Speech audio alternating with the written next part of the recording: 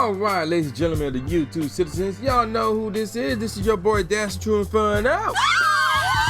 And this one right here, I am reviewing Flesh of My Flesh, Blood of My Blood by DMX. Now, believe it or not, this one was actually requested by Super Marquise 32. I believe I said his name correctly. Who hit me up 2 days ago or 3 days ago. Yeah, no, it was 2 days ago. It was like Tuesday. He responded to the Kiss the Gang Goodbye review, asking for this review. So here you go. And it is kind of funny because let me set the stage for you real quick about DMX. Now, as I said time and time again, going back to the late 90s, early 2000s, obviously you have all the squads, you have all the crews, you know, like the Flip Mode Squad, Terror Squad, you know, the Wu-Tang Clan, Bone Thugs and Harmony. You may have the likes of Ruff Ryders, Rockefeller, and Murder Inc., and so forth and whatnot. But there was like 3 guys who ran them, and then obviously No Limit and Cash Money, I forgot about them, who was big time at that time as well. But there was 3 guys, as far as solo acts, 3 guys ran the rap game. Ja Rule, Jay-Z, and DMX. So you would think that somebody who not only lived through that era, but is a big fan of that era, like the mid 90s all the way up to the mid 2000s, you would think I would cop some of DMX's albums. Nope. You heard me right. I did not cop his first, second, nor third one. It took me until he came out with the 4th one, The Great Depression, which was the very first DMX album that I got. And that actually came out 2001, so it was still around that time. Then I also got Grand Champ, which was his 5th album. Now, he have a grand total of 3, 4, 5, 6, 7 albums. And supposedly, one supposed to be coming out this year. We don't know the title or the date. We just know it's supposed to be coming out this year on the Bloodline. But the one we reviewing is his 2nd one, Flesh of My Flesh, Blood of My Blood. So let me give y'all some background info about this album. So it is, as I said, the 2nd studio album by DMX. It was released December 22nd, 1998. Now here's the tripped out part. This album was released a little more than 7 months after his debut album, which is called It's Dark and Hell is Hot. It's entered the charts at #1 and stayed there for 3 consecutive weeks with 670,000 units shipped in the first week. It eventually went 3 times platinum in the US, and he is supposedly, there's a little bit of controversy with this one, he's supposedly the 2nd rapper to have 2 albums released in the same calendar year, debuted at #1 on the Billboard's Top 200. The first being Tupac with All Eyes on Me, which came out February 1996, and the Dawn Killuminati, the 7-Day Theory, which came out November 1996. Although obviously the 2nd one was under the alias Machiavelli, while DMX used his actual name for both his albums. So he's actually the first to do it using just one name. So there you go with that. It was released under Ruff Ryders / Def Jam, and like in the past reviews, these guys been, you know, doing these recordings for their albums from like starting from the year prior. Not DMX. He started recording for this album in '98. So there you go with that. And actually, not only did he come out with 2 albums that year, he came out with a mixtape before all of this. So you're probably thinking, well, some of the songs on the mixtape are on one of these 2 albums. I did my research, and no, it is not. So the mixtape came out, I know it came out in 1998. Actually, I want to say it came out first, but I don't know when it came out. I just know it came out in 1998, the same year as It's Dark and Hell is Hot and Flesh of My Flesh, Blood of My Blood. So it could have been, I want to say it was first. It could be in between, but I'm gonna go where it came out first. So there you go with that. So moving on, let's move on to the producers who was involved with this project. Obviously, Swiss Beats. Also, we got P Killer Tracks, DJ Shook, Dane Greasy, this is a shocker, Gotti, and also Rebel. So yeah, there you go. That's all the producers involved in this album. There's 16 tracks. 2 of them are skits. So obviously, I'm gonna give y'all my top 3, not a top 5. And there are 2 singles that emerged from this album, and by the way, this album again, #1, it's peaked #1 on the US Billboard 200, #1 in US top R&B/hip hop album, and #1 in the Canadian album. So that one's kind of new there as well. So let's get on with the singles. The first single was Slippin. So if you remember this one, this was I will admit this was our co-track. So this one came out, the track came out November 27th, 1998. And the song peaked at number 30 on the UK single charts and number 60 on the US Billboard Hot R&B/hip hop song. And that's it. It didn't really make the the Billboard Top 100 or anything like that, unfortunately. So yeah, there you go with that. Moving on. Sticking with Slippin. Ironically though, the album, when I heard this song on the album, and then I had to look at this one now, but the album contains the clean version, as the publishing owners of the subsequently mentioned sample will not allow DMX to include it if he would use foul language. Multiple uncensored versions were leaked on the internet, one including female vocals from the hook, but censoring parts of the third stanza, saying, and I quote, "Wasn't long before I hit rock bottom." Yeah, actually we know that part. But here's the new part. Niggas talking shit like, "Damn, look how that got him."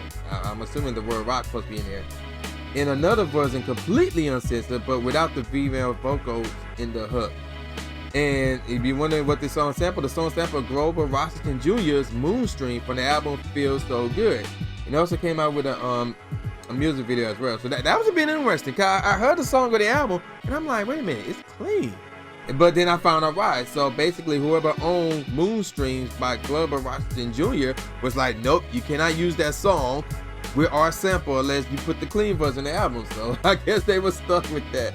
That's interesting. That's what it is interesting. I find that kind of funny, but it is what it is. Now the next single from this album was No Love For Me. That was another good track. But ironically, it only made the UK charts, reaching as high as 218. That's it.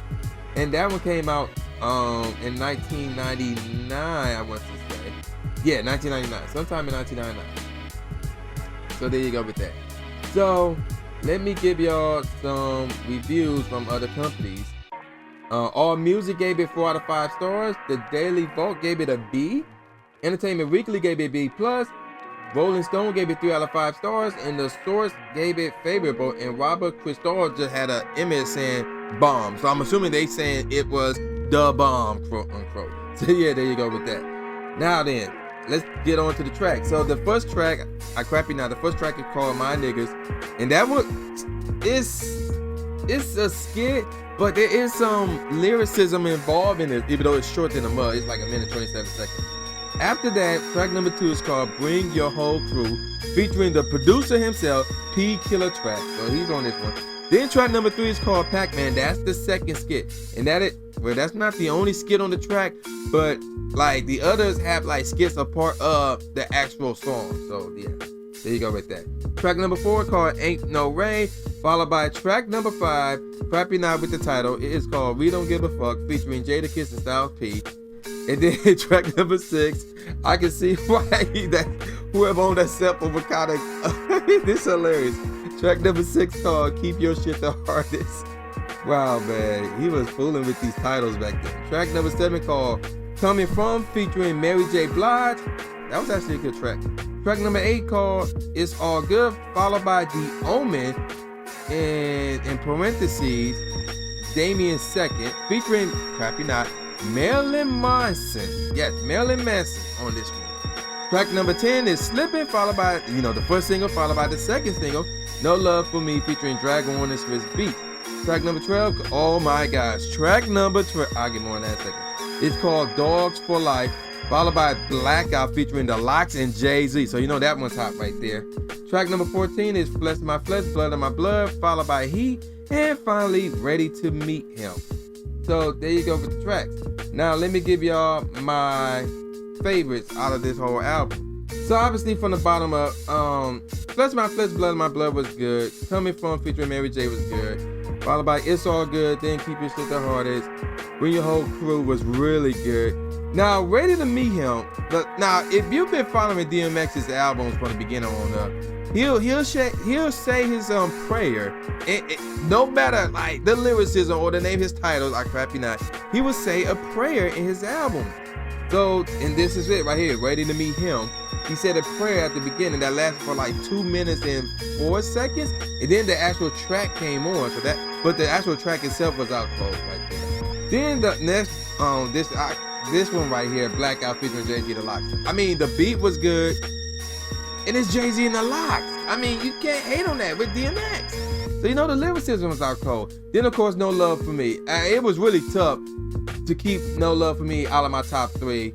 But when I heard that one track, it was in there, but when I heard that one track, I had to kick it out.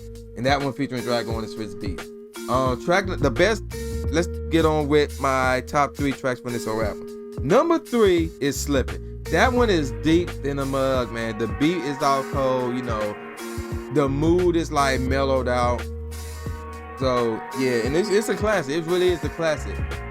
Track number 2 is called We Don't Give a Fuck featuring Jadakiss and Styles P. The beat on that one was really nice, and again, it's Jadakiss and Styles P. But yeah, it's really the beat. That's like the second best beat off the whole album, behind number 1, Dogs for Life.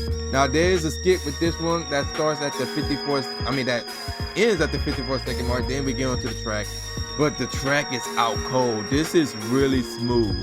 If I would have heard this back then when it first came out, man, oh man, I'll be listening to that all these years. That joint is out cold.